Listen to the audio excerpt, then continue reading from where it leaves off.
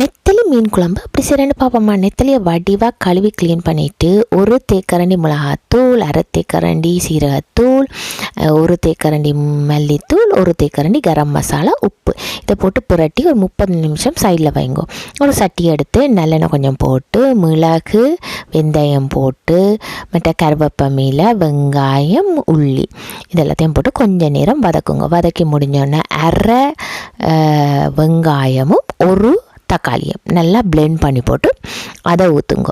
பிறகு அதுக்குள்ளே 2 தேக்கரண்டி மல்லித்தூள், ஒரு தேக்கரண்டி மிளகாத்தூள், ஒரு தேக்கரண்டி கறி மிளகாத்தூள், அதோட ஒரு தேக்கரண்டி டு அரை தேக்கரண்டி கரம் மசாலா, உப்பு இது வெள்ளத்தையும் போட்டு கொஞ்ச நேரம் அதை அவிய விடுங்க.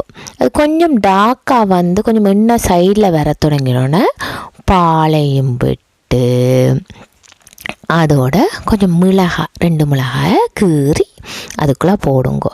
அதோட புளியை கரைச்சி ஊற்றிட்டு நான் இதில் ஒரு தேக்கரண்டி அமுச்சூர் பவுடர், அதாவது மாங்காய் பவுடர் போடுறோம் கொஞ்சம் புளிப்புக்கு.